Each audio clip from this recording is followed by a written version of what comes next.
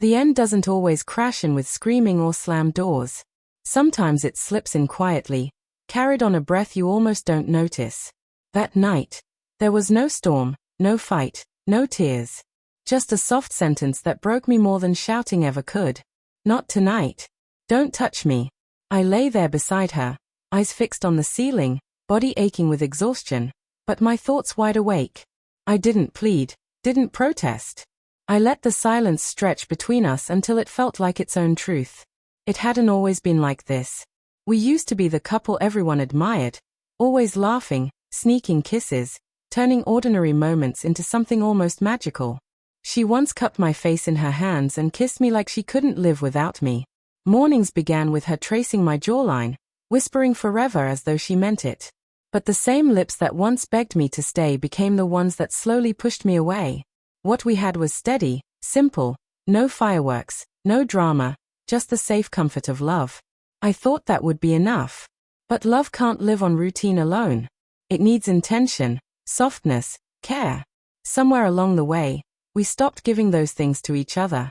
We grew tired, too stubborn to fix what was breaking, too worn out to even fight for it. We sat on the same couch but felt miles apart. We ate meals in silence. We lay in the same bed, but our hearts drifted elsewhere. I saw her slipping away before she ever said a word. It was in the way she forgot goodbyes, the way her body tensed at my touch, the way her smile no longer reached her eyes. I told myself it was stress, that it was just a passing phase. I tried to bridge the gap with small gestures, her favorite snacks, little questions, but her responses were thin, distant. She was present in body but already gone in spirit. That night, when I reached for her beneath the blanket, she shifted, gently, but decisively, away from me. Then came the whisper. Not sharp, not unkind, but final. In those 3 words, I heard the truth. She wasn't simply tired. She was done.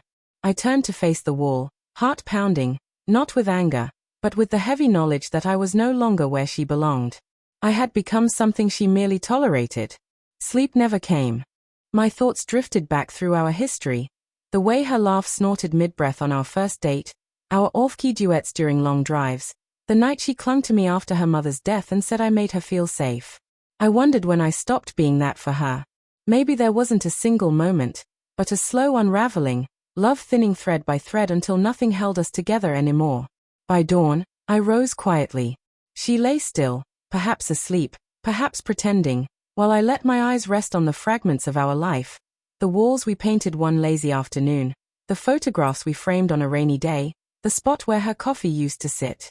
I packed lightly, careful not to make a sound, and before stepping out, I leaned close.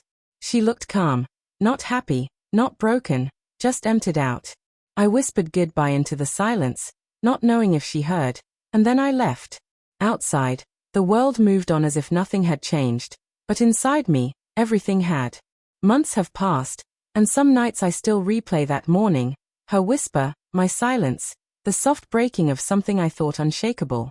People think heartbreak is loud, but more often it slips in quietly, like a secret, like a man walking away. Not because he stopped loving, but because the love had stopped living between them. I still care for her, but not in a way that longs to go back. I care the way you do for something that once saved you but no longer fits who you've become. She was my anchor, keeping me steady when I drifted, but even anchors rust. Sometimes love doesn't end with betrayal or fire. Sometimes it fades quietly, in the silence, in the absence of touch, in words swallowed too long. Her whisper wasn't anger but honesty. She could no longer pretend. And my silence as I walked away wasn't revenge but acceptance, because when love no longer breathes between two people, no amount of holding on can bring it back.